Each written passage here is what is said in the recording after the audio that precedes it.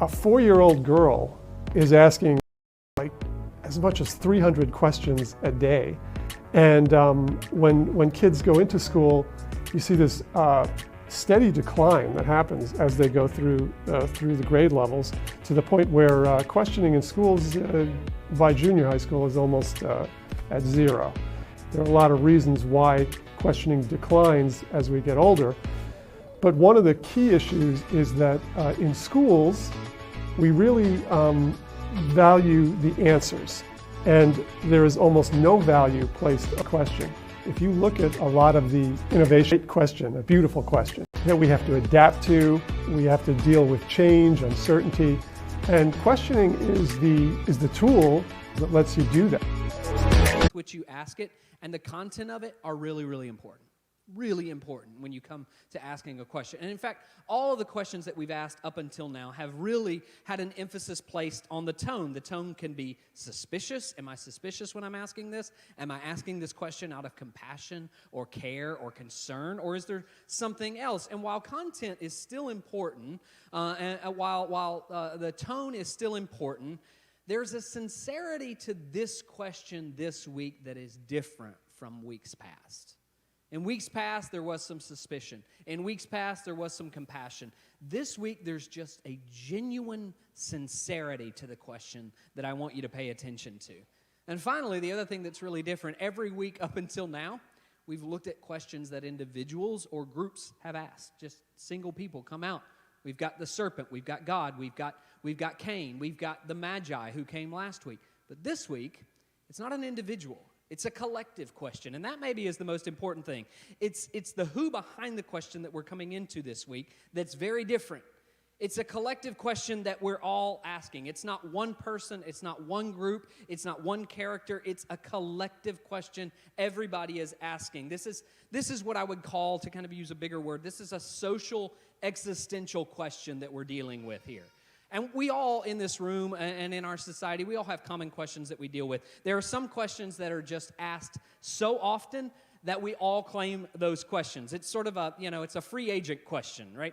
It's public domain. Nobody has rights to this question. Everybody owns this question. For example, if I was to ask you right now, if you think about the season that we're living in, seasons where, everybody who's in here right now is face-to-face with me with a mask, and now I'm finally distant and can take mine off, but in seasons like the one that we're living in, that we've been traveling in for 2 years, what's the question we've been asking over and over and over again? What is it? Go ahead. You can say it out loud. You can say it out loud. You can talk at church. It's fine. Just pretend it's Pentecostal for a minute. What's the question we've asked for? What? I just went ahead and typed out those who lived, if we think back for a minute, for those who lived through 9/11, this is what we experienced, right? On the other side of a major national catastrophe, common questions pointed us towards first recipients of the book of Revelation lived in what I would describe as a deeply divided world. They didn't know how to live their life in faith in public, because there were so many opinions about how they should do it and how they should go out every single day and engage with the empire that was around them and the government that was around them and the social pressures that were around them. And the church is walking through this world divided over how they can do, because there's all these answers that are in front of them and they don't exactly know where to settle. And I feel like I have to say this on the very front of doing a sermon like this, because Revelation is one of those books that leaves us with a lot of questions.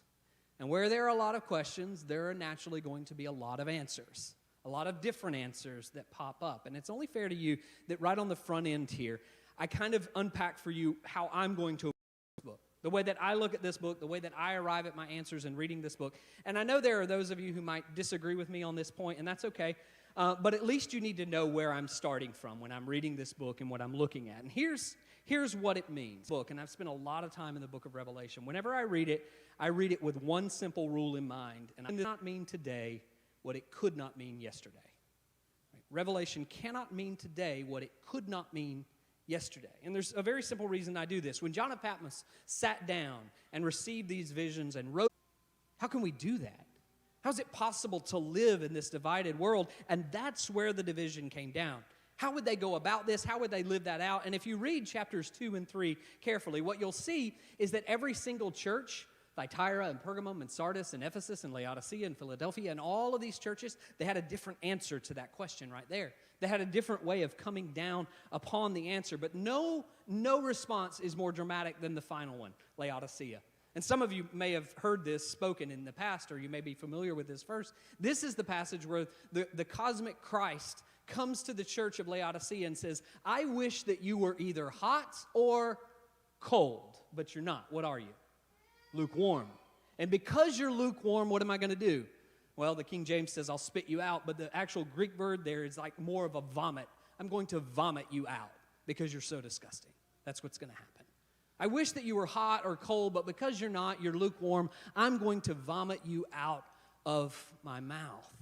And of course, on the surface here, this just looks like a really incredible example, but if we dig deeper into the geography of Laodicea, they're central to hot springs, actually start living Christian lives according to the faith and according to the values that Jesus teaches, that puts us at odds with things in the world.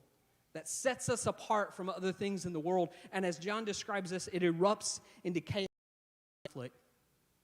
And when he ends his letter vision, he ends it with the destruction of all that we know. And that's where we started today. Revelation chapter 18. This is the final section of this entire letter of vision. And it's the final destruction of all earthly empires, all earthly things, and it's the exaltation of God's glory, of God's city. And that's where this final question comes. The final question that we'll see in all of Scripture lands right there. In the last section of Revelation, just as the great city of Babylon is being destroyed. Now, just to be clear, this isn't the literal city of Babylon. It's not even geographically the city of Babylon. This is code word in Revelation for Rome. Every time that John mentions Babylon, he's referring us back to the empire of Rome. This is what Babylon is. And every great empire in the world will always take that title of Babylon. It's code word for the world's empire, for the greatest country the world has ever known. And in the 18th chapter, here's what John says. The city that everyone thought was indestructible, the city that everyone thought was impenetrable, the city that everybody thought would never fall apart, the greatest country to ever exist, guess what happens to it? It falls apart.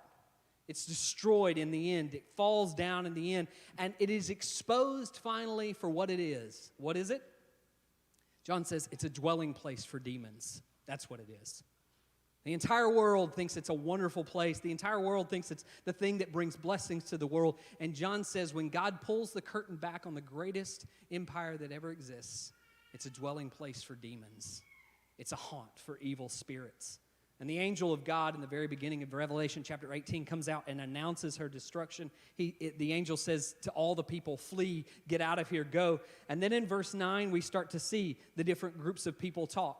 In verse 9, we see all the rulers of the world coming out, and they start talking about what's going on. Those who benefited from the system cry out. Rulers, powerful people, kings.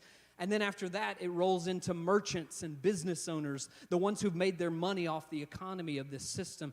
They're the ones who then cry out next. And then in verse 17, which is where I want us to pick up today, the scene shifts just a little bit. We go from rulers and those who are in power to the merchants and the business owners. And then we jump out of the city altogether and we land in the ocean. In verse 17, we start to see sailors and seafarers. In fact, that's exactly what it says. It says they're close to the city, but they're not in the city. And all the shipmasters, the seafarers, the sailors, all who trade on the sea, they stood far off.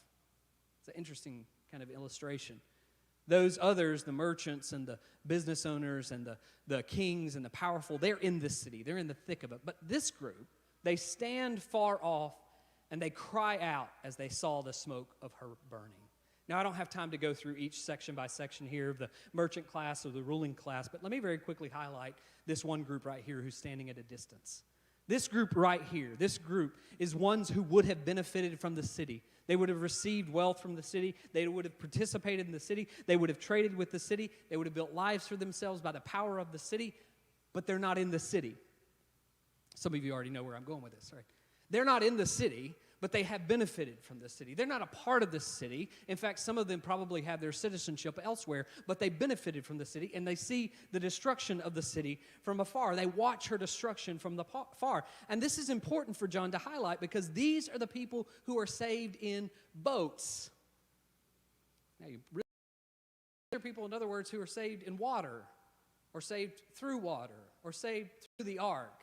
Kind of reminds me of something we participated in already, right? These are the people who through water find their salvation, and they're resting in this. It's this early common descriptor of Christians, people who are saved through the ark of safety, according to 1 Peter chapter 3, verse 20. This vision of shipmasters and seafarers and sailors is a vision of Christ's followers, part of this system, who've been a part of this world and who've been struggling all along to figure it out. And guess what? They're the ones who get, is not in John's mind, right? That's not what it is. You all hear this phrase a lot. I know that, but. You ever heard that phrase, right? This is a key indicator in your life that you're leaning towards those social values instead of religious values whenever you say that. I know the Christian thing you that did. Actually set up a wonderful example when they asked that question. It follows after they ask the question, what do we do? This is such a great city. This is all we've ever known. And then it follows in this way. But this is exactly what takes place in the context of Scripture. In verse 19 and 20, it says, alas, alas. And remember, this is the seafarers speaking. The great city where all who had ships at sea grew rich by her wealth has been laid waste. But then they turn it right around in the next verse, verse 20. Rejoice over her, O heaven, you saints and apostles and prophets, for God, different sort of Babylon that's in front of us. For some, it might be the USA. For others, it's this political party or that political party. For some, it's a region or a community or, any of these things. But for all of us, our city, it's not really about buildings and people and places. It's about values. The things we love about certain places are the values that they put into us, because the values shape how we act. And what makes John's vision so painful is a lot of times we value the values of the great city. I mean, if we're honest about it, we do value them. That's why we live into them. That's why we act on them all the time. We value the values of the great city. Whatever that city is, whatever it looks like for you. But when we follow God, a lot of those values have to be put to death. And there's an introduction of this new values that shapes us, but it also shapes our behaviors in the world.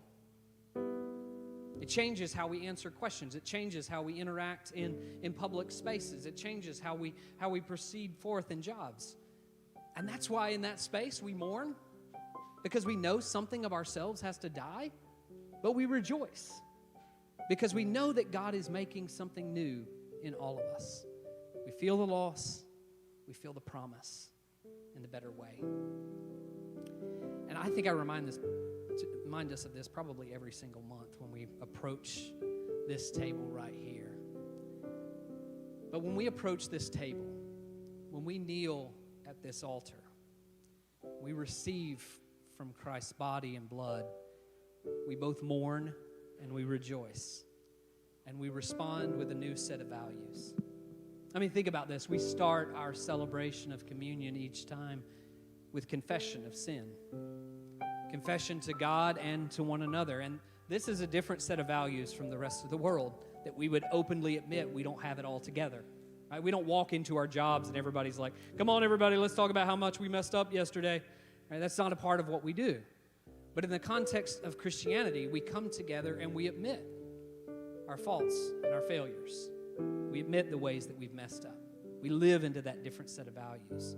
So we start with the posture of confession. We proceed into the common elements of bread and wine, and we remember that from these we receive strength from weakness, not from power. We receive healing from hurt. We receive bravery from the brokenness of Christ's body. And we kneel in this place. Today you're going to come from a variety of different places and stages in lives. And as seafarers on the sea, you'll come to this table today looking at different cities, mourning the brokenness of those places. But as you kneel with each other at this altar, coming from these various places and stages, various cities, various values, we kneel as one. We kneel to the ruler of one city. one city that claims us all, that creates us all. And this is the place that I want to invite you to this morning. This is the place that I want us to come to this morning. And as we come to this place, we're going to begin like we often do through confession. And as we begin in just a moment with confession, before we go into our time around the table, some of you may want to kneel where you are. Some of you may want to stand where you are. Just close your eyes right where you are.